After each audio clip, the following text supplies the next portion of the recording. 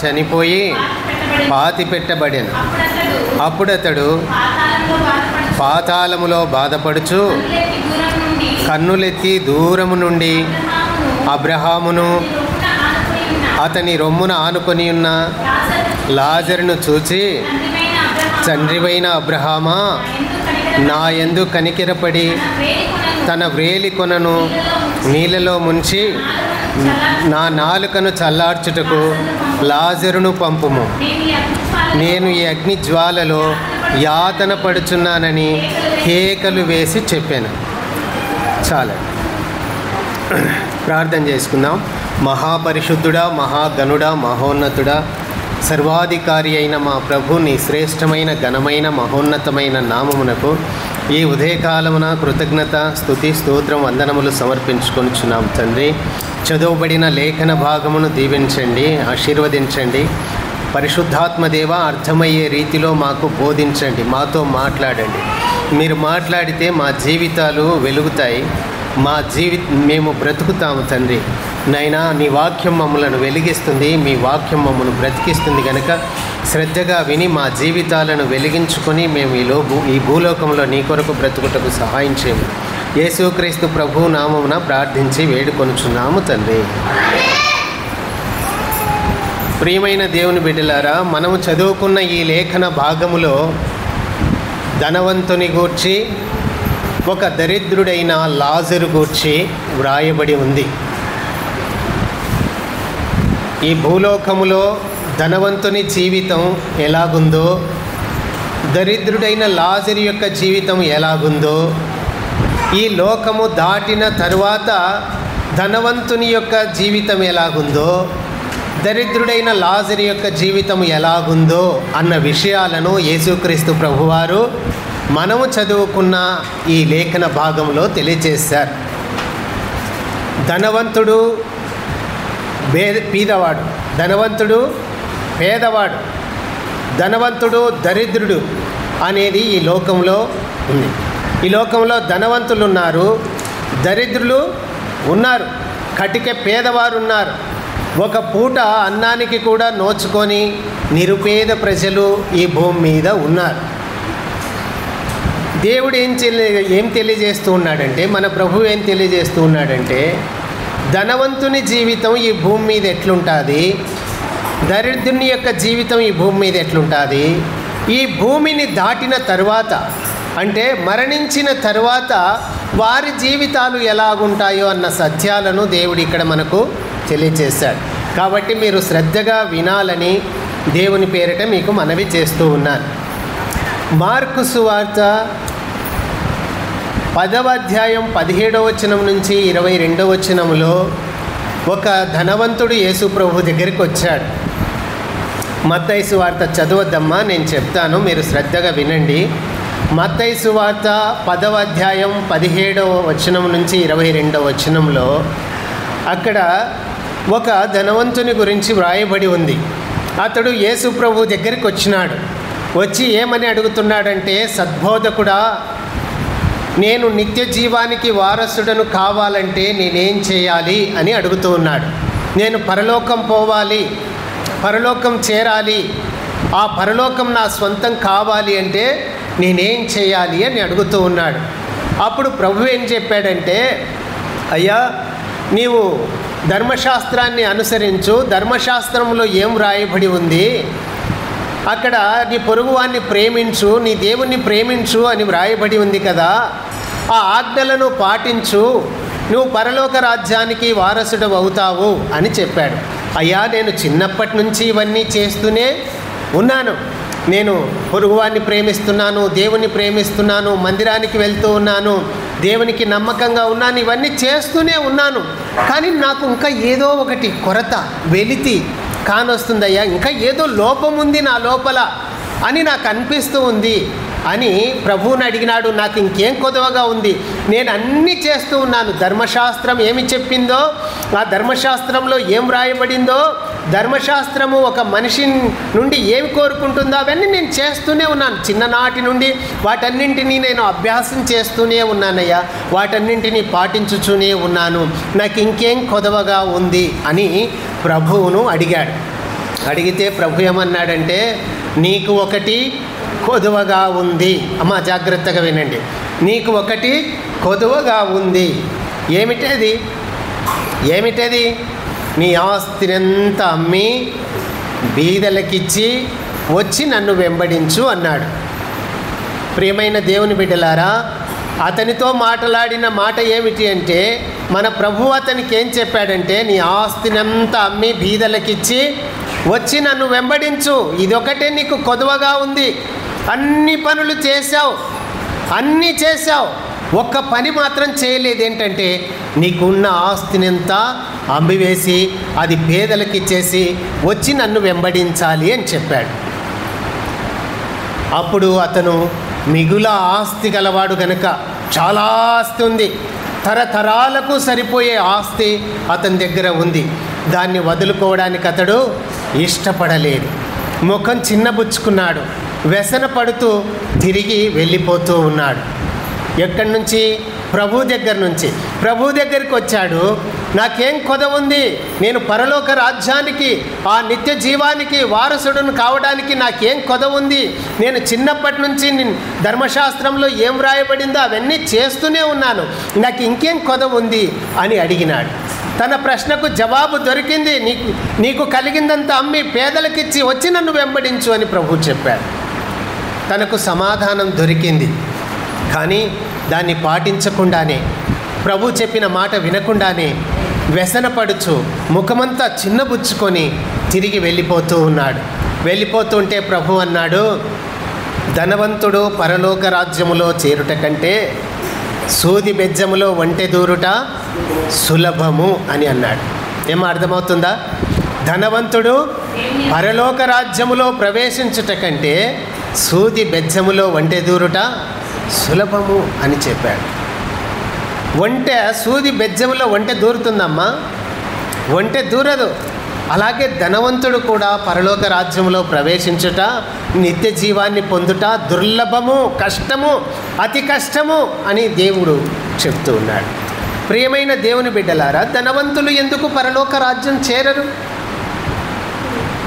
ధనవంతులు ఎందుకు పరలోక రాజ్యము చేరరు అంటే, ప్రభు అన్నాడు ఒక చోట బైబిల్ గ్రంథంలో, దేవునికిని సిరికిని విరోధం, దేవునికిని ధనానికి విరోధం. మీరు ఇద్దరు యజమానులకు దాసులుగా ఉండలేరు అని ప్రభు చెప్పాడు. ఇద్దరు యజమానులకు మీరు దాసులుగా ఉండలేరు అంటే, మన సామాన్యమైన వారికి అర్థమయ్యే రీతిలో చెప్తాను. ఒక మనిషి దగ్గర, ఇద్దరు మనుషుల దగ్గర ఒక్కడు జీతం చేయలేడు. ఒకరిని ప్రేమిస్తాడు, ఒకరిని తృణీకరిస్తాడు అని దేవుని వాక్యం చెబుతుంది. మనం అలాగే ఈ లోకంలో దేవుణ్ణి ధనాన్ని రెండింటినీ ప్రేమించలేం. దేవుణ్ణి ప్రేమిస్తే ధనాన్ని ద్వేషిస్తాం, ధనాన్ని ప్రేమిస్తే దేవుణ్ణి ద్వేషిస్తామని దేవుని వాక్యం చెబుతూ ఉంది. ధనమున్న వాళ్ళు, ధనవంతులైన వాళ్ళు దేవుణ్ణి ప్రేమించలేరు. అందువల్ల వాళ్ళు నిత్య జీవాన్ని పొందుకోలేరు, పరలోకం చేరలేరు అని దేవుని వాక్యం చెబుతూ ఉంది. ప్రియమైన దేవుని బిడ్డలారా, మిగులాస్తి కలిగిన వాడు, చాలా ధనము కలిగిన వాడు, తరతరాలకు సరిపోయే సంపద కలిగిన వాడు అదంతా వదులుకోవడానికి ఇష్టము లేక దేవుణ్ణే వదులుకొని ఆ నిత్య జీవాన్ని, పరలోకాన్ని, శాశ్వత ఆనందాన్ని ఇచ్చే ఆ దేవుణ్ణే వదులుకొని తిరిగి వెళ్ళిపోతూ ఉన్నాడు. కాబట్టి ప్రియమైన దేవుని బిడ్డలారా, ఈ ధనవంతుడు దేవుని రాజ్యానికి అర్హుడు కాకుండా ధనాన్నే ప్రేమించి, ధనమే శాశ్వతం అనుకొని, ధనమే కావాలనుకొని తిరిగి వెళ్ళిపోయినాడు. లూకాసు వార్త 12వ అధ్యాయం 16వ వచనం నుంచి 21వ వచనంలో ఇక్కడ ఒక ధనవంతుడు కనిపిస్తూ ఉన్నాడు. అమ్మ, ఒక ధనవంతుడేమో నేను పరలోకం చేరాలంటే ఏం చేయాలి, నాకేం కొదవగా ఉంది అని అడిగినాడు. అతడు వచ్చి ప్రభు దగ్గర అడిగితే ప్రభు జవాబు చెప్పినాడు, నీకున్నవన్నీ అమ్మి పేదలకిచ్చి వచ్చి నన్ను వెంబడించు అన్నాడు. అది ఇష్టము లేక తిరిగి వెళ్ళిపోయినాడు. నాకు నిత్య జీవం వద్దు, నాకు పరలోకం వద్దు, నాకు భూమి మీద ఉండే ధనమే నాకు కావాలి అనుకొని దేవాది దేవుడు, సార్వభౌముడైన దేవుడు, సర్వాధికారి అయిన దేవుడు, ఈ సర్వలోకములను సృజించిన దేవాది దేవుణ్ణి వద్దు అనుకొని వెనక్కి తిరిగి వెళ్ళిపోయినాడు. ఇంకొక ధనవంతుడు 12వ అధ్యాయము 16వ వచనం నుంచి 21వ వచనం వరకు బైబిల్ గ్రంథంలో ఇక్కడ ఒక ధనవంతుడు కనిపిస్తాడు. ఇతనికి దేవుడు బాగా పంటనిచ్చినాడు. తన పొలములో పంట వేస్తే బహు విస్తారంగా పంట పండింది. తాను దాచుకోలేనంత ధాన్యం పండింది. ఎక్కడ పెట్టుకోవాలో తెలియదు. అతడికి చిన్న చిన్న కొట్లు ఉన్నాయి. చిన్న కొట్లు దాచిపెట్టుకోవడానికి చిన్న కొట్లు ఉన్నాయి. కానీ అతని ధాన్యమేమో బహు విస్తారంగా పండింది. ఏం చేయాలని ఆలోచన చేసుకొని మనసులో, కాదు ఇలా అయితే కాదు, ఈ కొట్టాలలో ఈ చిన్న ఇండ్లలో ఇంత విస్తారమైన ధాన్యాన్ని దాచిపెట్టలేము అనుకొని గొప్ప గోడౌన్లు కట్టించాలి అనుకున్నాడు. పెద్ద గోడౌన్లు కట్టించి దాని నిండా ధాన్యము దాచిపెట్టుకోవాలి అని అనుకున్నాడు. దేవుడు విస్తారమైన పంటనిచ్చినాడు. వాటంతటిని సమకూర్చుకున్నాడు. గొప్ప గోడౌన్లను కట్టించి వాటి నిండా నింపేసినాడు. ధాన్యాన్ని అంతా తీసుకొని పోయి ఏం చేశాడమ్మా, గోడౌన్లలో దాచిపెట్టి తన ఇంటికి వెళ్ళి పడుకొని మంచం మీద పడుకొని తన ప్రాణంతో చెప్పుకుంటున్నాడు. ఏమని చెప్పుకుంటున్నాడంటే, నా ప్రాణమా, అనేక సంవత్సరాలకు సరిపోయే ధాన్యాన్ని నీకోసం నేను సమకూర్చి పెట్టాను, తిను, త్రాగు, సంతోషించు అని తన ప్రాణంతో చెప్పుకుంటున్నాడు. ప్రియమైన దేవుని బిడ్డలారా, ధాన్యం ఇచ్చేది దేవుడు. మనం తినడానికి, మన దగ్గర ఉన్నది కొంత ఇతరులకు ఇవ్వడానికి, మన దగ్గర ఉండే ధనాన్ని ఇతరులకు, పేదలకు, అవసరత ఉన్నోళ్లకు, లేని వారికి పంచటానికి దేవుడు ఈ భూమి మీద మనకి ఇస్తూ ఉంటాడు. ఇచ్చి పరిశోధించే దేవుడు మన దేవుడు. ఇచ్చి పరిశోధించే దేవుడు మన దేవుడు. అబ్రహాముకు సంతానాన్ని ఇస్తానని వాగ్దానం చేశాడు. అబ్రహాముకు సంతానం ఇచ్చాడు. ఎంతమందిని ఇచ్చాడమ్మా? ఒకే ఒక్కనిచ్చాడు. వాగ్దాన సంతానమైన ఇస్సాకు ఒక్కనిచ్చాడు. ఇచ్చిన తర్వాత ఏం చేశాడంటే, అబ్రహామును దేవుడు అడుగుతూ ఉన్నాడు, అయ్యా నీకు ఒక్కగానొక్క కుమారుని ఇచ్చాను కదా, ఆ కుమారుని తీసుకొని వచ్చి మోరియా పర్వతం మీద బలి ఇవ్వు అని అడుగుతూ ఉన్నాడు. మన దేవుడు ఇచ్చి పరిశోధించే దేవుడు, పరీక్షించే దేవుడు. ఆయన సంతానాన్ని ఇచ్చి మోరియా పర్వతం మీదకి తీసుకొని వచ్చి అక్కడ బలి ఇవ్వు అని అంటున్నాడు. అబ్రహాము వెళ్ళాడు, బలి ఇవ్వడానికి సిద్ధపడ్డాడు. ప్రియమైన దేవుని బిడ్డలారా, ఈ ధనవంతునికి విస్తారమైన పంటను దేవుడిచ్చాడు. ఎన్నో సంవత్సరాల నుంచి పండనటువంటి భూమి విస్తారమైన పంట పండింది. తాను దాచిపెట్టుకోలేనంత విస్తారమైన ధాన్యం పండింది.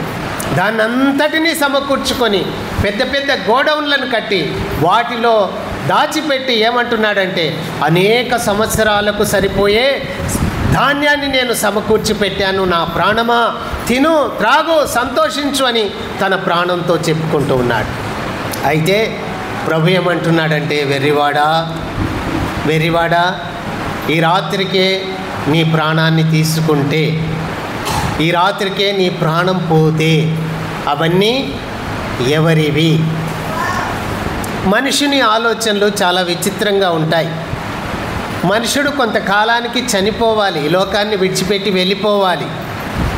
ఎంతకాలము బ్రతికినా, ఎంత ఘనంగా బ్రతికినా, ఎంత ఆస్తి ఐశ్వర్యాలు కలిగినా, ఎంతమంది పిల్లలున్నా, బంధు జనం బలగం ఉన్నా కూడా ఈ లోకాన్ని ఏదో ఒక రోజు వదిలిపెట్టి వెళ్ళిపోవాల్సిందే. కానీ దాన్ని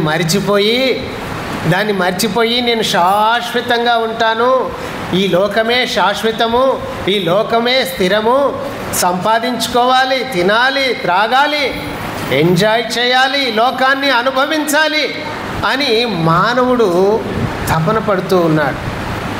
ప్రియమైన దేవుని బిడ్డ, ఈ ధనవంతుడు కూడా ఏమనుకుంటున్నాడంటే, ఏదో దేవుడిచ్చాడు, దేవుని దయ వల్ల ఈ విస్తారమైన పంట పండింది, దేవుడు వర్షం కురిపించడం వల్ల ఈ పంట పండింది, దేవుడు నాకు ఇచ్చాడు అని అనుకోకుండా విస్తారమైన ధాన్యాన్ని నేను సమకూర్చి పెట్టాను, నా ప్రాణమా తిను, త్రాగు, సంతోషించు అని అంటున్నాడు. కాబట్టి ఆ రాత్రికే అతని ప్రాణం పోతే, అతడు అనుకున్న రోజునే అతని ప్రాణం పోతే అవన్నీ ఎవరివి? అందుకే దేవుడు నా ప్రాణంతో చెప్పుకుంటున్నా, తిను త్రాగు సంతోషించు అని తన ప్రాణంతో చెప్పుకుంటున్న ధనవంతునితో, వెర్రివాడా ఇవన్నీ ఎవరివి అవుతాయి? నువ్వు చచ్చిపోతే, నువ్వు ఈ లోకాన్ని విడిస్తే, ఈ రాత్రే నీ ప్రాణాన్ని తీసుకుంటే ఇవన్నీ ఎవరివి అవుతాయని ప్రభు అతన్ని అడుగుతూ ఉన్నాడు.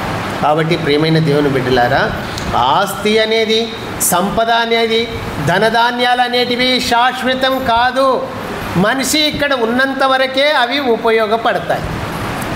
వాటిని ఎలా ఉపయోగించుకోవాలి, ఎలా వినియోగించాలి, ఎలా ఖర్చు చేయాలన్నది కూడా మనం ఈ భూలోకంలో ఉన్నప్పుడే తెలుసుకోవాలి. నీకు ఇచ్చాడు కదా అని విచ్చలవిడిగా చేయకూడదు, విచ్చలవిడిగా చేయకూడదు, విచ్చలవిడిగా ప్రవర్తించకూడదు, విచ్చలవిడిగా ఖర్చు చేయకూడదు. ఆహారము కాని వాటికి ఏల రూకలను ఖర్చు చేస్తావని దేవుడు ప్రశ్నిస్తూ ఉన్నాడు. ఆహారము కాని వాటికి ఏల నీ రూకలను ఖర్చు చేస్తావు, నీ కష్టార్జితాన్ని ఎందుకు వ్యర్థం చేసుకుంటావు ఆహారము కాని వాటికి అంటున్నాడు. కాబట్టి ప్రియమైన దేవుని బిడ్డలారా, ప్రతిదానికి లెక్క అనేది దేవుడు అడుగుతాడు. ప్రసంగి గ్రంథం 12వ అధ్యాయము 1వ వచనంలో, ప్రసంగి గ్రంథం 12వ అధ్యాయం 1వ వచనంలో అక్కడ ఒక యవనస్తునికి సొలొమోను మహారాజు చెప్తూ ఉన్నాడు, యవనుడా నీ యవన కాలమందు సంతోషపడుము, యవనుడా నీ యవన కాలమందు సంతోషపడుము, నీ కనుదృష్టి, నీ కోరిక, నీ హృదయం యొక్క కోరిక చొప్పున, నీ కనుదృష్టి యొక్క ఇష్టం చొప్పున ప్రవర్తింపుము. అయితే వీటన్నిటిని బట్టి దేవుడు నిన్ను తీర్పులోనికి తెచ్చునని జ్ఞాపకం చేసుకో అని అంటున్నాడు. యవనుడా నీ యవన కాలమందు సంతోషపడు, నీ హృదయం ఏం కోరుతుందో, నీ కన్ను ఏం చూస్తుందో, నీ కన్ను ఏమి కోరుకుంటుందో అదంతా చెయ్యి. అయితే నువ్వు చేసే ప్రతి దాన్ని బట్టి దేవుడు నిన్ను తీర్పులోనికి తెస్తాడని జ్ఞాపకం ఉంచుకో అని సొలొమోను మహారాజు, ప్రసంగి గ్రంథకర్త అయిన సొలొమోను మహారాజు ఇక్కడ తెలియజేస్తూ ఉన్నాడు. ప్రియమైన దేవుని బిడ్డలారా, ఈ భూమి మీద మనిషి బ్రతుకుటకు, కొంతకాలము బ్రతుకుటకు దేవుడు ఇక్కడికి పంపించినాడు. ఇక్కడి నుంచి తిరిగి మరలా దేవుని దగ్గరికే వెళ్ళిపోవాలి. ఇదే స్థిరం, ఇదే శాశ్వతం. ఈ ధనం శాశ్వతంగా ఉంటుంది, ఈ బంగారు శాశ్వతంగా ఉంటుంది, ఈ ఇండ్లు, ఈ భూములు, ఈ ఆస్తిపాస్తులు శాశ్వతంగా ఉంటాయని మనుషుడు అనుకుంటున్నాడు. వాటన్నింటినీ విడిచిపెట్టి, మనము సంపాదించిందంతా విడిచిపెట్టి ఒకానొక రోజున ఒంటరిగా తల్లి గర్భములో నుంచి ఎలా వచ్చామో తిరిగి అలాగే వెళ్ళిపోవాలి. ఏది వెంట రాదు అని దేవుని వాక్యం చెబుతుంది. ఒక ధనవంతుడేమో, ప్రభువా నేను నిత్య జీవానికి వారసుడిని కావాలంటే ఏం చేయాలి అని ప్రశ్నతో వచ్చాడు. జవాబును పొందుకున్నాడు, కానీ ఇష్టం లేక తిరిగి వెళ్ళిపోయాడు. ఒక ధనవంతుడేమో విస్తారంగా పంటనిస్తే దేవుడు అది పేదలకు పంచిపెట్టకుండా, నా ప్రాణమా తిను త్రాగు సంతోషించు, అనేక సంవత్సరాలకు సరిపోయే, నీ జీవిత కాలానికి సరిపోయే ధాన్యాన్ని సమకూర్చి పెట్టాను అని తన ప్రాణంతో అనుకుంటున్నాడు. నా ప్రాణము, నా ఇష్టము, నాది నా ప్రాణము అని అనుకుంటున్నాడు. కానీ ఈ ప్రాణము, ఈ దేహము దేవుడిచ్చింది అన్న విషయాన్ని మరిచిపోయి తన ప్రాణంతో చెప్పుకుంటున్నాడు. ప్రియమైన దేవుని బిడ్డలారా, ఈ దేహము దేవునిది, ఈ ప్రాణం దేవునిది, మనకు దేవుడిచ్చింది. కొంతకాలం ఇక్కడ ఉండడానికి దేవుడు మనల్ని భూమి మీదకి పంపించాడు. తిరిగి మరలా మనము వెళ్ళిపోవలసిందే. ఈ లోకములో మనకు ఏది కలిగినా, ఈ లోకములో మనకు ఏది వచ్చినా కూడా అదంతా అశాశ్వతము. దాన్నంతా వదిలిపెట్టి ఒంటరిగా మనము వెళ్ళిపోవలసిందే. కాబట్టి ఈ భూలోకములో ధనవంతులు పరలోక రాజ్యములో చేరుట దుర్లభము అని ప్రభువు చెప్పాడు. మరి ధనవంతుని యొక్క జీవితం ఈ భూమి మీద ఎలా ఉంటుంది, ఈ లోకము దాటిన తర్వాత ఎలా ఉంటుంది? పేదవాని జీవితం ఈ భూమి మీద ఎలా ఉంటుంది, ఈ భూమిని దాటిన తర్వాత మరణించిన తర్వాత ఎలా ఉంటుందన్న సంగతులు లూకాసు వార్త 16వ అధ్యాయం 19వ వచనములో ఒక జరిగిన సంభవాన్ని ప్రభు తెలియచేస్తూ ఉన్నాడు. కాబట్టి శ్రద్ధగా వినండి అమ్మా. ధనవంతుడు ఒకడు ఉండెను అని ప్రభు చెప్తూ ఉన్నాడు. మనం వచనం వెంబడి వచనాన్ని ధ్యానిద్దాం. దేవుని వాక్యములో మనం లోతుగా తెలుసుకోవాలి. పైన చదువుకుంటూ పోతే మనకేం అర్థం కాదు. ధనవంతుడు ఒకడు ఉండెను అని దేవుని వాక్యం చెబుతుంది.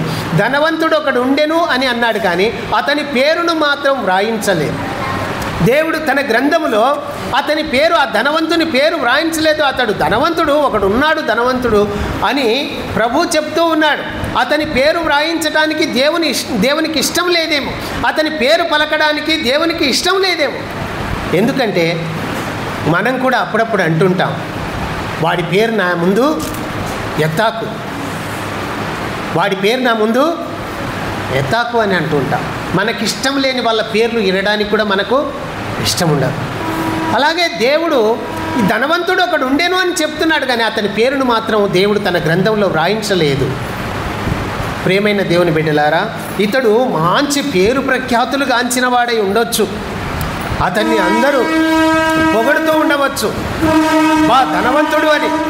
ఇగో ఆయన వస్తున్నాడు, మన సావుకారి వస్తున్నాడు, ధనవంతుడు వస్తున్నాడు అని అనేక మంది లేచి దండాలు పెడుతూ ఉండవచ్చు, అనేక మంది అతన్ని గౌరవ మర్యాదలు ఇస్తూ ఉండవచ్చు. కానీ అతని పేరు మాత్రం బైబిల్ గ్రంథంలో వ్రాయబడలేదు, దేవుడు పలుకుటకు కూడా ఇష్టపడలేదు. ధనవంతుడు ఒకడు ఉండెను, అతడు ఊదారంగు బట్టలను సన్నపునార వస్త్రములను ధరించుకొని ప్రతిదినము బహుగా సుఖపడుచుండువాడు. వస్త్రాలను ధరించుకొని సుఖపడుతూ ఉన్నాడు. ప్రియమైన దేవుని బిడ్డలారా, ఊదారంగు బట్టలను సన్నపునార వస్త్రములను ధరించుకొని ప్రతిదినము బహుగా సుఖపడుతూ ఉన్నాడు. బట్టలు వేసుకుంటూ ఉన్నాడు. చలికాలానికి తగిన బట్టలు చలికాలంలో వేసుకుంటున్నాడు, ఎండాకాలానికి తగిన బట్టలు ఎండాకాలంలో వేసుకుంటున్నాడు, వానకాలానికి తగిన బట్టలు వానకాలంలో వేసుకుంటున్నాడు. తన పొద్దున ఒక డ్రెస్సు, మధ్యాహ్నం ఒక డ్రెస్సు, సాయంత్రం ఒక డ్రెస్సు వేసుకుంటున్నాడు. స్నేహితుల దగ్గరికి వెళ్తున్నాడు, తింటున్నాడు, త్రాగుతున్నాడు, ఆనందంగా ప్రతి దినము సంతోషంగా తన జీవితాన్ని గడుపుతూ ఉన్నాడు. ఏ లోటు లేదు, ఏ కొరత లేదు, చాలా సంతోషంగా ఈ భూమి మీద అతని జీవితం గడిచిపోతుంది. ఏ రోగము లేదు, ఆరోగ్యంగా ఉన్నాడు, ఐశ్వర్యంతో ఉన్నాడు. తనకు ఇల్లు కూడా ఉందని ముందు వచనాల్లో వ్రాయబడి ఉంది. ఇల్లుంది, బంధు బలగం ఉన్నారు, ఆస్తిపాస్తులు ఉన్నాయి, ఏది కొరత లేదు. తినడానికి తిండి కొదవలేదు, త్రాగడానికి నీరు కొదవలేదు, స్నేహితులతో సంతోషించడానికి స్నేహితులు ఉన్నారు, బంధువులు ఉన్నారు, ధనధాన్యాలు ఉన్నాయి, అన్నీ ఉన్నాయి. ప్రతి దినం కూడా సంతోషంగా మంచి బట్టలు వేసుకొని, ఖద్దరు బట్టలు వేసుకొని, మంచి పట్టుబట్టలు వేసుకొని చాలా సంతోషంగా తన జీవితాన్ని గడుపుతూ ఉన్నాడు. అలాగే లాజరు అని ఒక దరిద్రుడు ఉండెను, అతడు కురుపులతో నిండినవాడు.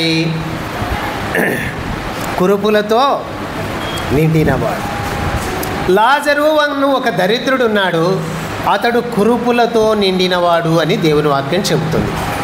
ధనవంతుడేమో మంచి బట్టలు వేసుకొని ధనధాన్యాలతో తులతూగుతూ ప్రతిరోజు ఎంతో సంతోషంగా తన జీవితాన్ని గడుపుతూ ఉన్నాడు. అలాగే లాజరు అని ఒక దరిద్రుడు కూడా ఉన్నాడు.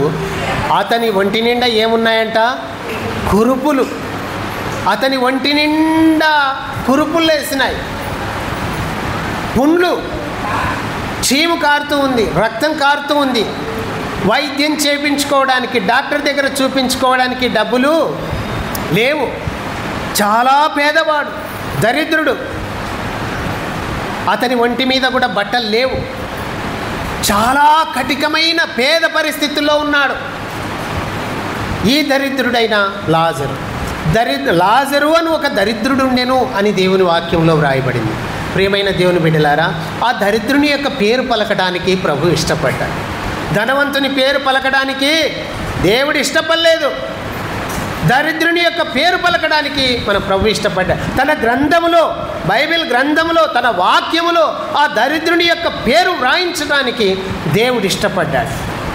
ఆ వ్యక్తి ఇష్టపడడానికి ఆ వ్యక్తి ఏమన్నా బాగున్నాడా అంటే ఒంటి నిండా కురుపులే, ఎక్కడ చూసినా పుండ్లే, చీము రక్తము కారుతూ ఉంది. ఆ గాయాలను కడిగే వాళ్ళు లేరు, బాగు చేసేవాళ్ళు లేరు, తుడిచేవాళ్ళు లేరు. నాయనా ఇంత మందులు వేసుకో బాగవుతుందని చెప్పేవాళ్ళు ఎవరు లేరు. అంతటి కఠికమైన దరిద్రములో హీనమైన స్థితిలో అతడు ఉన్నాడు. నిండినవాడై వాడు కురుపులతో నిండినవాడై ధనవంతుని ఇంటి వాకిట పడి ఉండి అతని బల్ల మీద నుండి పడు రొట్టె ముక్కలతో ఆకలి తీర్చుకొన కోరెను. ఏం చేశాడంట అంటే ఈ ఒళ్ళంతా కురుపులతో నిండిపోయి, గాయాలతో నిండిపోయి, ఈ చీము రక్తము కారుతుంటే ఎవరు దగ్గరికి రానివ్వడంలే. అందరూ అసహించుకున్నారు. నా అనేవారు ఎవరు లేరేమో. అతనికి ఆ వ్యాధి వచ్చినందువల్ల, అతనికి ఆ రోగం వచ్చినందువల్ల, అతని ఒంటి నిండా కురుపులుండి దుర్వాసన కొడుతున్నందువల్లనేమో తన తల్లిదండ్రికి దూరమయ్యాడు, తన భార్యకు, భర్తకు, పిల్లలకు అందరికీ దూరమయ్యాడు. తన ఇంటి వారందరికీ దూరమైపోయి ఏం ఆలోచించుకున్న ఆకలేస్తుంది, తనకు ఆకలేస్తుంది. ఒక పక్క గాయాలు, చీము రక్తం కారుతుంది. ఆ బాధను భరించలేకపోతూ ఉన్నాడు. ఎవరి ఇంటికైనా వెళ్ళి అడుక్కుందామంటే ఎవరు రానివ్వటం లేదు, దుర్వాసన కొడుతూ ఉంది. హీనమైన స్థితిలో ఉన్నాడు. ఎవరి దగ్గరికి వెళ్ళలేడు, ఎవరిని అడగలేడు. అంత హీనమైన పరిస్థితుల్లో ఈ దరిద్రుడైన లాజరు ఉన్నాడు. ఏమని ఆశపడ్డాడంటే ఆ ధనవంతుడు ఉన్నాడు కదా, అతని బల్ల మీద నుంచి పడు రొట్టె ముక్కలు ఏమైనా బయట వేస్తారేమో, అంటే తినంగా మిగిలినటివి కింద పడిపోయినవి ఊడ్చి బయట వేస్తారేమో, అవన్నా తిని ఆకలి తీర్చుకుందామని ఆ ఆకలికి తట్టుకోలేక అతడు వచ్చి ఆ ధనవంతుని ఇంటి వాకిట పడిపోయినాడు. అర్థమవుతుందమ్మా? ఈ పేద లాజరు, ఈ దరిద్రుడు, ఈ కటిక పేదవాడు కురుపులతో నిండి దుర్వాసన కొడుతూ చాలా హీనమైన పరిస్థితుల్లో ఎవరు దగ్గరికి రానియనటువంటి పరిస్థితుల్లో ఇతడు ఏం చేశాడంటే పోయి ఆ గేట్ కాడ పడిపోతే చాలు, ఆ ధనవంతుని ఇంటి గేట్ కాడ పడిపోతే చాలు, కనీసం ఆ పాడేసిన ఏమన్నా రొట్టె ముక్కలు ఏమన్నా అక్కడ దొరుకుతాయేమో. ధనవంతులు కదా, కొంచెం తిని మిగతాదంతా పాడేస్తూ ఉంటారు. ధనవంతులు ఏం చేస్తారమ్మా, కొంచెం తిని మిగతాదంతా పాడేస్తుంటారు. అలా మిగిలింది కింద పడింది, ఊడ్చి ఏమన్నా బయట పాడేసినారేమో, దానితో నా ఆకలి తీర్చుకోవాలనుకొని ఆ ధనవంతుని ఇంటి వాకిటి కాడికి పోయి పడిపోయినాడు. అక్కడికి పోతే అక్కడ రొట్టె ముక్క దొరకలేదు. కుక్కలు వచ్చి ఏం చేస్తున్నాయంటే తన కురుపులను నాకుతూ ఉన్నాయి.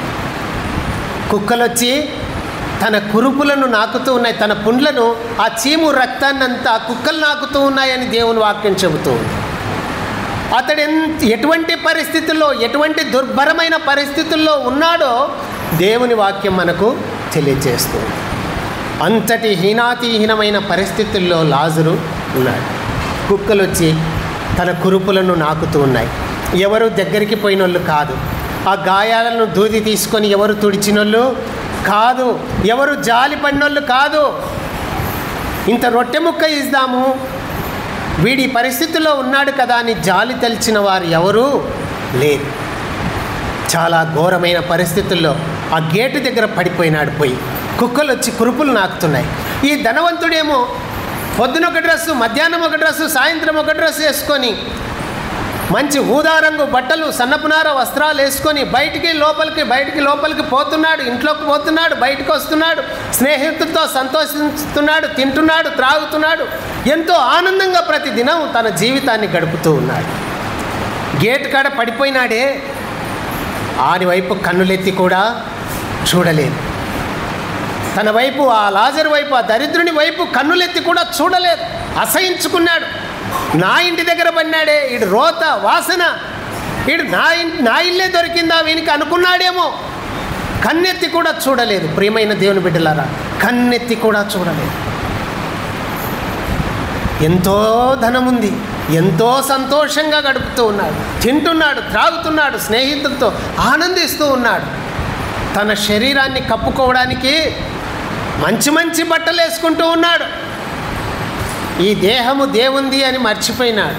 ఈ దేహం ఒకరోజు మట్టిలో కలిసిపోతుందన్న సంగతిని, ఈ దేహము ఒకరోజు మట్టిలో కలిసిపోతుందన్న సంగతిని మర్చిపోయి ఈ దేహమే సర్వస్వం అనుకొని ఈ దేహాన్ని కాపాడుకోవడానికి మంచి మంచి వస్త్రాలు వేసుకొని మంచి మంచి తిండి తింటున్నాడు. మంచి ఇంటిలో ఉన్నాడు. ఆ ధనవంతుని ఇంటి వాకిట పడి ఉన్నాడు లాజరు. ప్రియమైన దేవుని బిడ్డలారా, ఈ ధనవంతునికి మంచి వస్త్రాలు ఉన్నాయి, మంచి ఇల్లు ఉంది, బాగా సుఖపడుతూ ఉన్నాడు. మంచి భోజనపు బల్ల కూడా ఉందంట, అంటే డైనింగ్ టేబుల్. తనకు అన్ని సౌకర్యాలు ఉన్నాయి. లోటు అనేది ఏదీ లేదు ఈ ధనవంతునికి. బంధు బలగం అందరూ ఉన్నారు. ఇతనికి మాత్రం ఎవరు లేరు. ఉన్నవారందరూ తరిమేసినారు. ఈ పుండ్లను మేము నయం చేయలేం, నీ గాయాలను నేను నయం చేయలేం, నిన్ను శుభ్రం చేయలేం, ఈ బాధ మేము భరించలేము, నీకు సేవ చేయలేము, మా చేత కాదు, మేము నీకు సేవ చేయలేం, పో ఏడన్న పోయి పడి చావుపో అన్నట్లుగా అతన్ని గెంటి వేశారేమో, అందుకే రోడ్డున పడ్డాడేమో. వచ్చి ధనవంతుని ఇంటి వాకిట ఆ పక్కలో పడిపోయినాడు.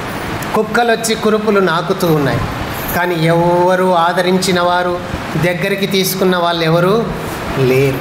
ప్రియమైన దేవుని బిడ్డలారా, ధనవంతుడేమో బహు సంతోషంగా తన జీవితాన్ని గడుపుతూ ఉన్నాడు.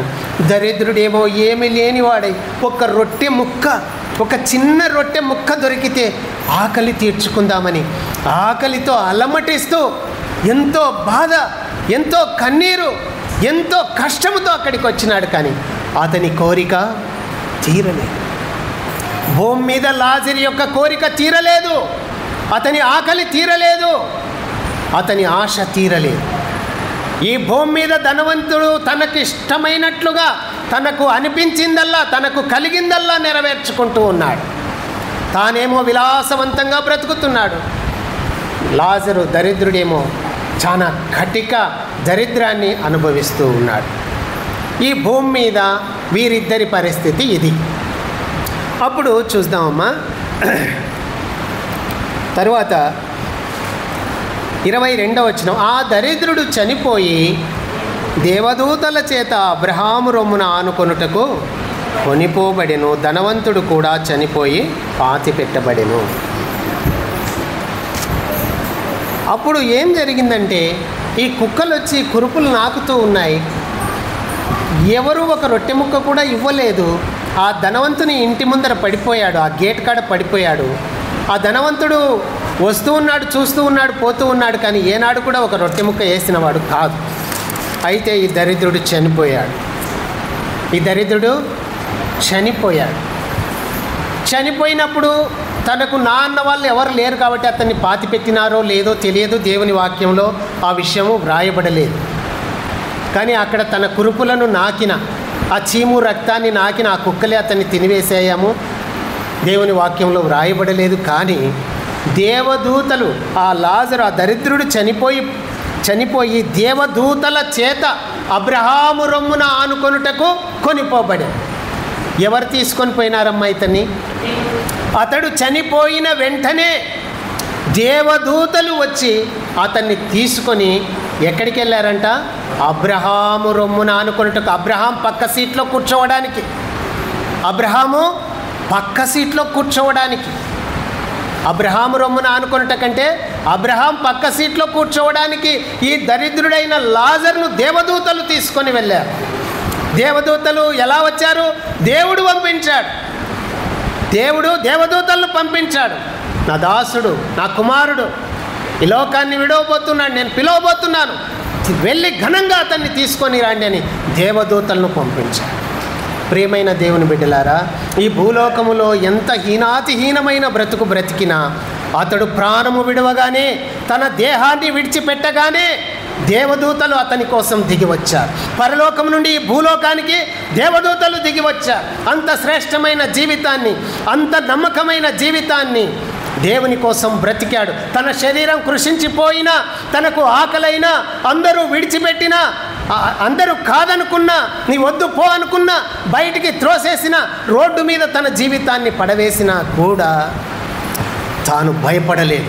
అందరూ విడిచిపెట్టినా కూడా దేవుడుంటే చాలు, నా దేవుడుంటే చాలు అని తన శరీరము కృషించిపోతున్నా, కుక్కలు వచ్చి తన శరీరాన్ని ఆ గాయాలను నాకుతూ ఉన్నా, ఆఖరికి తన ప్రాణం పోయినా కూడా దేవుణ్ణి విడిచిపెట్టిన వాడు కాదు.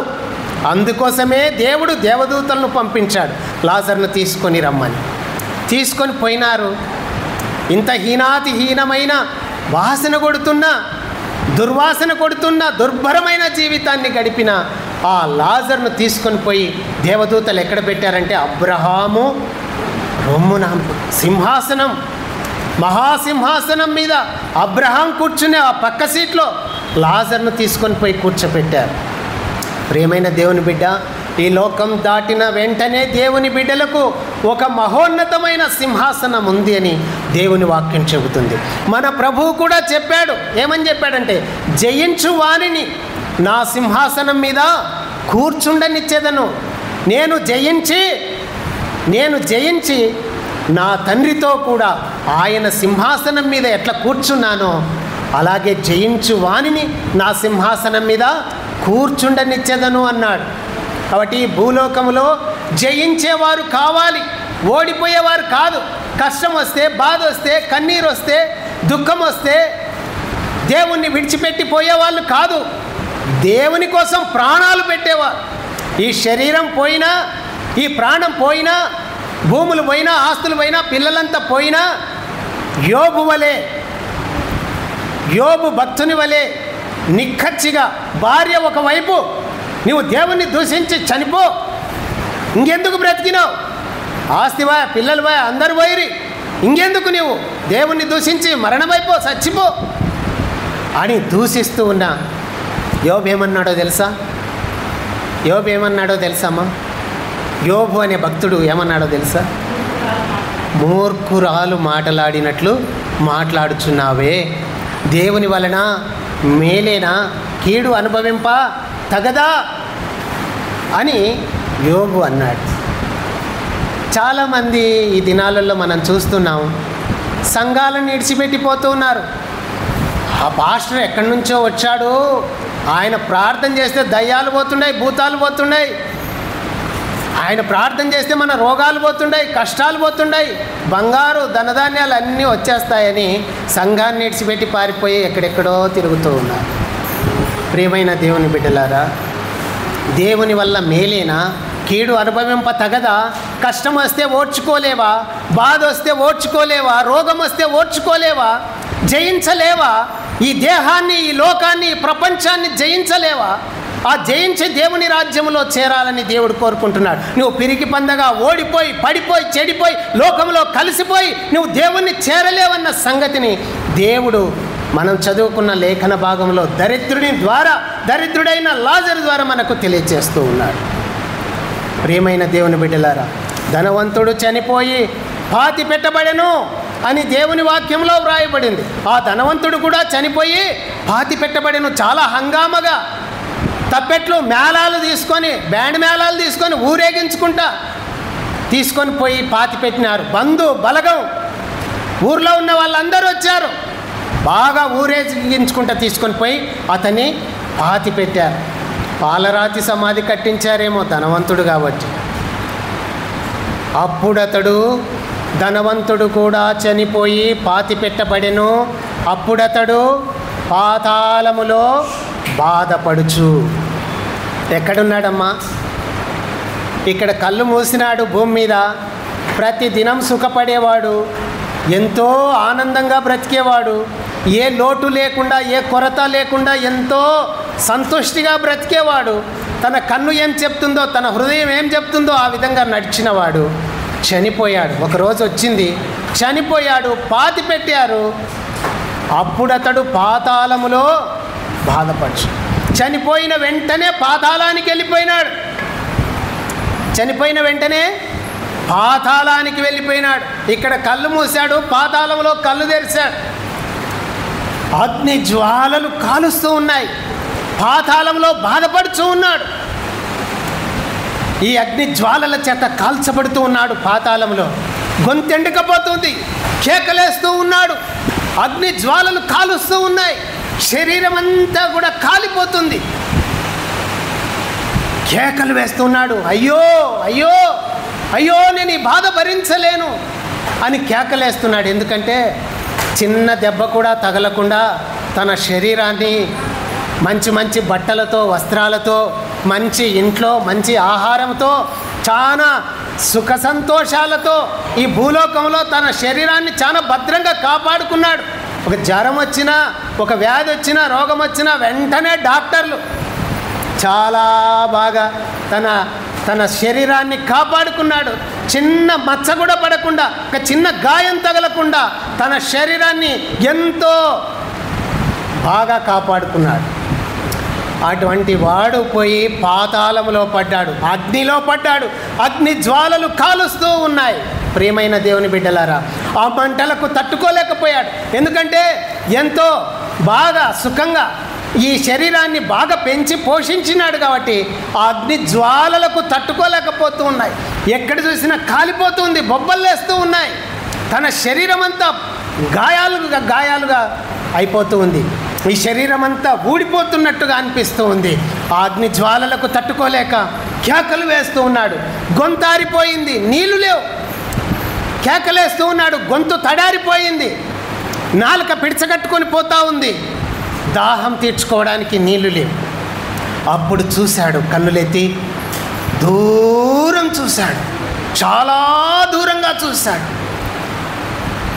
ప్రతి దినము ఇంట్లో నుంచి బయట నుంచి ఇంట్లోకి వెళ్తూ ఆ పక్కన తన ఇంటి గేటు పక్కన పడి ఉన్న వాని వైపు కన్నెత్తి చూడలేదు. కానీ పాతాళములో పడినప్పుడు ఆ బాధను తట్టుకోలేక కన్నులెత్తి చూస్తూ ఉన్నాడు. దూరంగా చూశాడు. చాలా బహుదూరములో అబ్రహాము, అతని రొమ్మున ఆనుకొని ఉన్న లాజరు కనిపించారు. చాలా దూరం చూశాడు. చూసినప్పుడు అక్కడ ఎవరు కనిపించారంటే ఆ పాతాళములో నుండి చాలా దూరంగా చూశాడు. చూస్తే అబ్రహాము, అతని రొమ్మున ఆనుకొని ఉన్న లాజరు కనిపించారు. అప్పుడు ఏమని వేడుకుంటున్నాడంటే, ఆ పాతాళములో అగ్నిజ్వాలల్లో కాలుతూ ఆ బాధ తట్టుకోలేక ఈ నాలుక పిడిచకట్టుకొని పోయి దాహం వేస్తూ అయ్యో అయ్యో అని కేకలు వేస్తూ ఆ దూరం నుండి అబ్రహామును అతని రొమ్మున ఆనుకొని ఉన్న లాజర్ను చూసి ఏమంటున్నాడంటే, తండ్రివైన అబ్రహామా నా యందు కనికెరపడు అని అంటున్నాడు. భూలోకంలో ఎప్పుడు దేవుని జ్ఞాపకం చేసుకున్నవాడు కాదు, ఎవరి కనికరం కోరినవాడు కాదు, ఎవరి అవసరాన్ని కోరినవాడు కాదు. అన్నీ అతనికి సమస్తము ఆయనకు సమృద్ధిగా ఉన్నాయి కాబట్టి అతనికి ఏ అవసరత రాలేదు. తాను చాలా విచ్చలవిడిగా బ్రతికాడు. ధనవంతులు ఎలా బ్రతుకుతూ ఉంటారో, ఈ భూలోకంలో ధనవంతులు ఎలాగుంటారో మనకు తెలుసు. అలాగ అతడు విచ్చలవిడిగా బ్రతికాడు. అబ్రహామును వేడుకుంటున్నాడు, ఈ భూలోకంలో దేవా నన్ను కరుణించు, నేను పాపిని అని ఏనాడు కూడా అనలేదు. కానీ నేను ధనవంతుణ్ణి, నాకేం కొదవా, నాకేం తక్కువ ఉంది, నాకు ఆహారం ఉంది, నాకు సమస్తం ఉన్నాయి, నాకు ఇల్లుంది, వాకిలుంది, పొలాలున్నాయి, భూములున్నాయి, పంటలున్నాయి, నాకేం కొదవా అని అనుకున్నాడు. కానీ ఆ పాతాళములో పోయి పడిన తర్వాత అర్థమవుతుంది, నేను ఏమీ లేని దరిద్రుడను అని. నేను సమస్తాన్ని కోల్పోయిన వాడను, అన్నిటినీ భూమి మీద విడిచిపెట్టి వచ్చేసాను. ఇక్కడ నాకు బంధువులు లేరు, నాకు స్నేహితులు లేరు, నాకు ఆహారం లేదు, తినడానికి ఆహారం లేదు, త్రాగడానికి నీళ్లు లేవు, ధరించుకోవడానికి బట్టలు లేవు. ఈ అగ్నితో సహవాసం చేయాల్సిందే, ఇంకా నాకు ఎవరు దిక్కు లేరు అని కేకలు వేస్తూ దూరం నుండి అబ్రహామును చూసి, అబ్రహామును అతని రొమ్మున ఆనుకొని ఉన్న లాజర్ను చూసి అబ్రహామును ఏమని వేడుకుంటున్నాడంటే, తండ్రివైన అబ్రహామా నా యందు కనికిరపడి తన వ్రేలి కొనను నీళ్లలో ముంచి నా నాలుకను చల్లార్చడానికి లాజర్ను పంపించు అని వేడుకుంటున్నాడు. ఏం చేయాలంట? లాజర్ను పంపించాలంట పాతాళములోనికి. అబ్రహాము రొమ్మున ఉన్న, పరదైసులో ఉన్న, అబ్రహాము రొమ్మున ఆనుకొని ఉన్న, సింహాసనం మీద కూర్చున్న, ఈ లోకాన్ని జయించి పరలోకాన్ని సంపాదించుకున్న లాజర్ని ఎక్కడికి పంపించాలంట? పాతాళమునకు పంపించమని వేడుకుంటున్నాడు. అది ఎట్లా పోవాలంట? నీళ్ళల్లో తన వేలు ముంచి ఆ నీళ్ళ చుక్క తీసుకొని రమ్మని. ఒక వేలు నీళ్ళల్లో ముంచి ఆ ఒక్క చుక్క నీళ్లను తీసుకొని రమ్మని పాతాళానికి. ఒక్క చుక్క నీటి కోసం ఆశపడే పాతాళం అది. ఈ భూమి మీద అర్థం కావడంలే. ఎవరినైనా ఎవరిని ప్రశ్నించినా, ఎవరికి దేవుని గురించి చెప్పినా, నువ్వు చూసి వచ్చినావా? చచ్చిపోయిన తర్వాత ఎవరికెవరో ఏమవుతాదో అప్పుడు చూసుకుందాంలే ఏమంటున్నారు? చచ్చిపోయిన తర్వాత నరకం ఉందని నీకెట్లా తెలుసు? అప్పుడు చూసుకుందాంలే. ఏం చూసుకుంటాం? ధనవంతుడు కూడా అలాగే అనుకొని ఉండవచ్చు. దేవుని భయం లేకుండా, సమాజం భయం లేకుండా, చిన్న పెద్ద అని లేకుండా, బీద బిక్కి అని లేకుండా, మంచివాడు చెడ్డవాడు అని లేకుండా, అయ్యో పాపం అని అనకుండా ఇష్టానుసారంగా బ్రతికి తన జీవితాన్ని ముగించాడు. పరలోకంలో ఉండే ధనవంతుణ్ణి, అబ్రహామును, దరిద్రుడైన లాజరును వేడుకుంటున్నాడు. ఇక్కడ అసహించుకున్నాడు. భూమి మీద దుర్వాసన కొడుతుంది, కురుపులతో నిండిపోయినాడు. దాంతో నాకేం పని అనుకున్నాడు. కానీ ఇప్పుడు ఆయన అవసరమే వచ్చింది. చిటికన వ్రేలు నీళ్ళల్లో ముంచి నా నాలుకను చల్లార్చడానికి లాజరును పంపు అని వేడుకున్నాడు. ప్రియమైన దేవుని బిడ్డలారా, భూలోకము దాటిన తరువాత మనిషి యొక్క భవిష్యత్తు చాలా విచిత్రంగా ఉంటుంది. అది నరకమో పరలోకమో.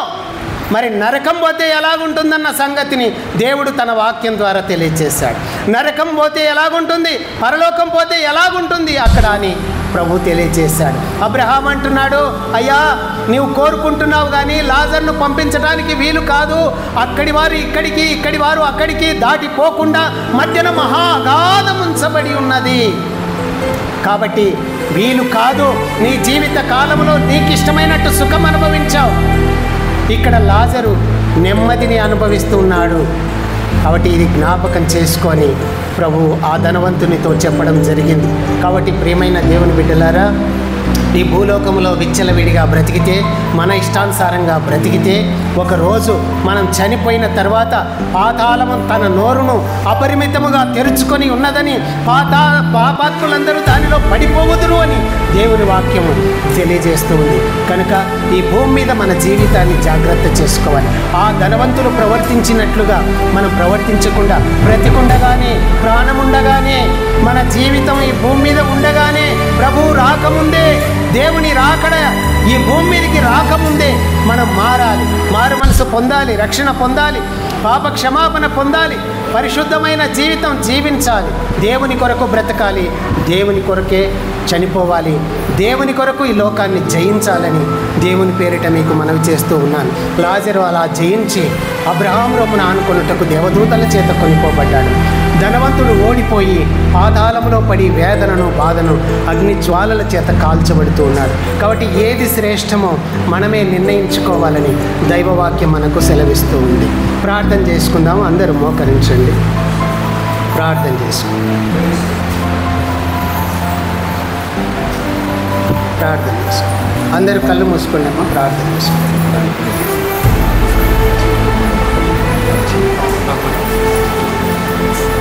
అమ్మ అందరూ మోకరించండి, ప్రార్థన.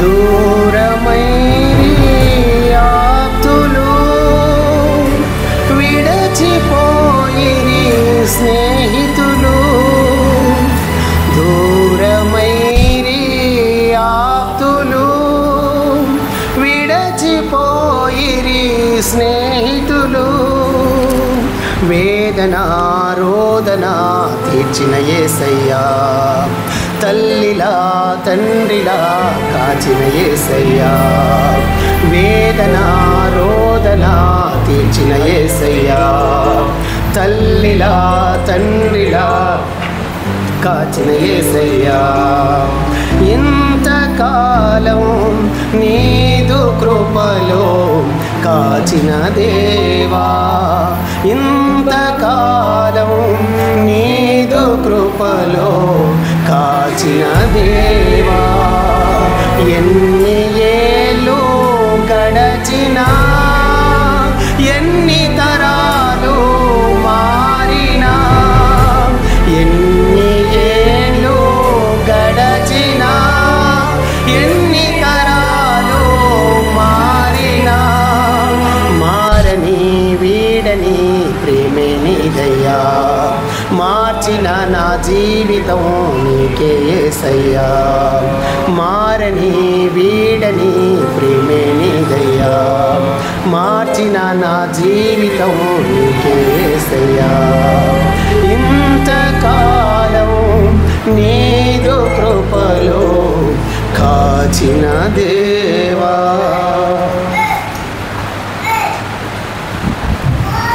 ఒక నిమిషం అందరం కూర్చుందాం, తదుపరి ప్రార్థనలోనికి వెళ్దాం.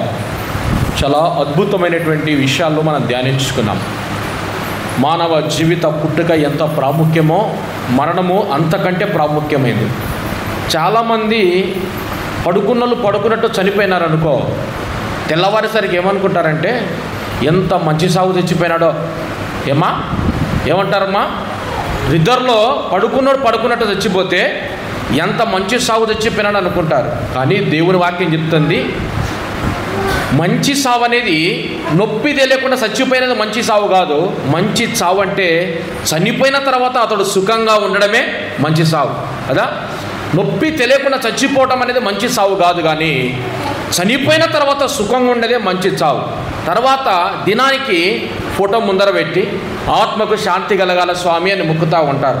ఒక వ్యక్తి ఆత్మశాంతి కలగాలంటే అతను చనిపోయిన తర్వాత అతని ఫోటో దగ్గర అతనికి ఇష్టమైనవన్నీ పెడతారు.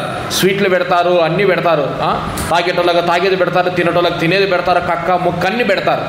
కానీ ఒక వ్యక్తి ఆత్మశాంతి అనేది మనము పెట్టే వస్తువుల ద్వారానో పదార్థముల ద్వారానో రాదు.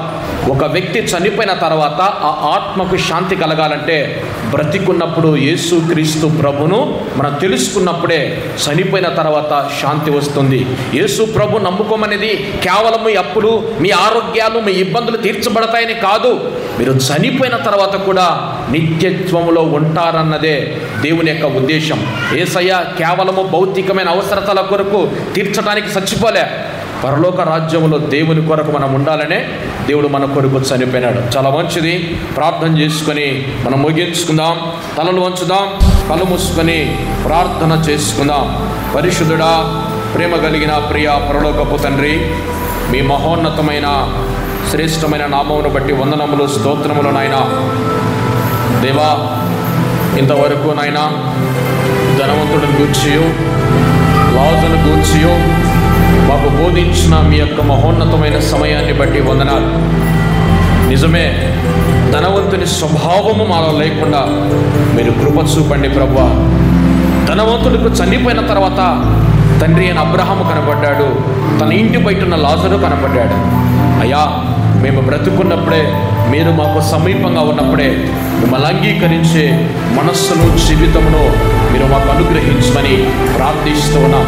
మా జీవితాల ముగింపు, మా జీవితాలు ఎప్పుడు ముగించబడతాయో తెలియదు, మా ఆత్మలు ఎప్పుడు ముగించబడతాయో తెలియదు.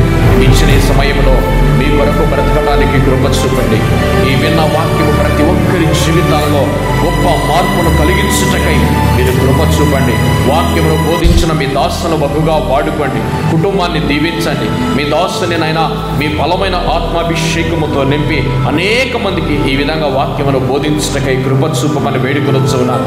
ఈ స్థలంలో చేర్చబడిన ప్రతి ఒక్కరిని నైనా, పిల్లల దగ్గర నుంచి పెద్దవారి వరకు ప్రతి ఒక్కరిని తండ్రి మీ కృప కలిగిన హస్తములతో దీవించుమని వేడుకొనుచున్నాను. మరణ గడియలు, శత్రు గడియలు యేసు క్రీస్తు నామములో వారి కుటుంబాలలో నుండి, వారి జీవితాల నుండి మీరు తీసివేయమని ప్రార్థిస్తూ ఉన్నాను. ఇంతవరకు నా ప్రభువా, ఈ ప్రార్థనలో, ఈ ఆరాధనలో, ఈ యొక్క సమయములో మాకు సహాయము చేసిన ఓ తండ్రి నీకు వందనాలు. పరిశుద్ధాత్ముడా నీకు వందనాలు. యేసు క్రీస్తు ప్రభువా నీకు స్తోత్రములు చెల్లిస్తూ ఉన్నాను.